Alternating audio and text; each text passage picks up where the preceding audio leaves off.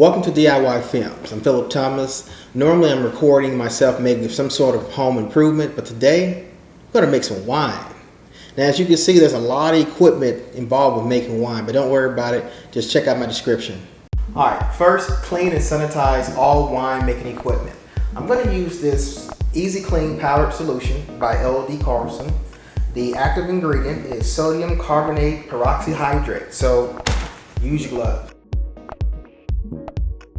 Okay, according to the instructions, we need to add a cup of hot water. Now we're going to add the bentonite. Bentonite aids in yeast activity and also removes proteins. Okay. If it doesn't break down completely, that's actually fine. Next, we're going to add the juice. Now we're going to add water to top it off to about 1 gallon.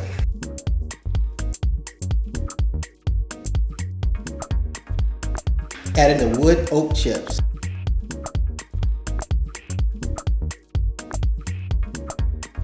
Now it's time to take our first specific gravity reading. As the yeast breaks down the sugar, it creates alcohol.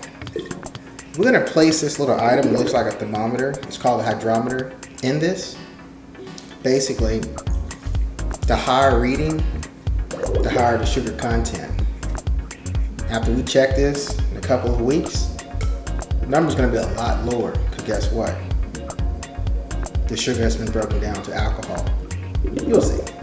We have a reading of 1.086. For help on how to read a hydrometer, see link in my description. Next, we're going to sprinkle the yeast on top of the juice base. The lid, you're going to place it on top of the bucket, loosely fit, your airlock. You're going to place this on top of the stopper, okay? And before you do that, you actually want to fill this up to the fill line, okay? Place this here. Use water. We're going to let this sit for the next 14 days. The temperature should be between 68 and 77 degrees. If you don't think where you're going to place this, it will be within that range, you definitely want to look into a heating belt, a fermentation heating belt. But based on how it feels right now, I don't think I'm going to need it. So, see you in 14 days. Welcome back. It's day number 14, also stage number 2, stabilizing and degassing. We have a reading of 0.994, which is less than 0.996. Stabilization has been reached. Now let's determine our potential alcohol volume. Starting gravity is 1.086. You want to subtract your final gravity, which is 0.994.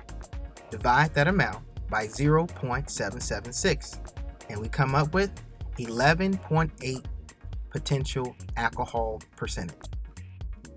Transfer wine to carboy.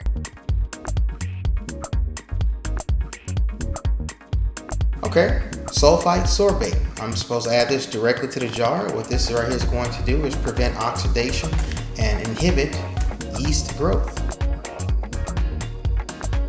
So now I need to degas this. I'm going to place the top back on here. Place my thumb over the little hole and hopefully not make a mess. Next I'm going to add the Kiesel salt. What this is going to do is remove suspended particles and later produce a clear wine. Just about done with stage number 2. Place this on top of the stopper and let this just sit for the next 24 hours.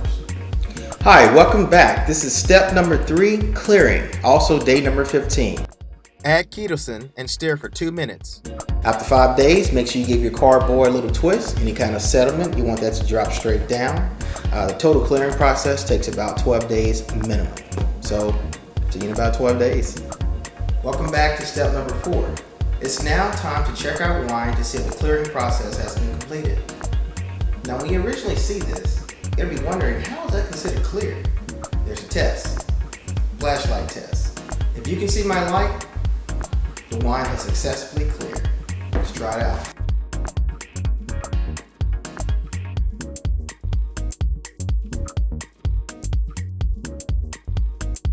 Looks like we just cleared the clearing process. The next step will be racking. We're going to remove the wine from the original carboy into a completely new carboy.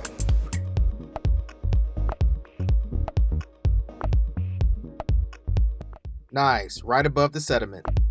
Welcome back. This is the last and final stage. Before we get started, we first need to sanitize our bottles. All right, it's now time to fill the bottles. Let's do it.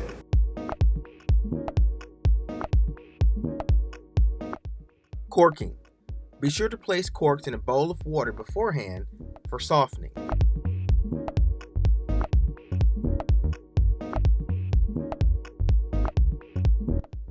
Nice and easy. Be careful. Welcome to the finish line. Allow your bottle to remain standing for the next 3 to 5 days. That's going to allow your corks to expand. When you're ready to store your wine, choose any rack of your choice. When you place them on their side, that allows the cork to stay moist. Be sure when you store your wine, the temperature is between 52 and 65 degrees. Now, time for the ultimate test.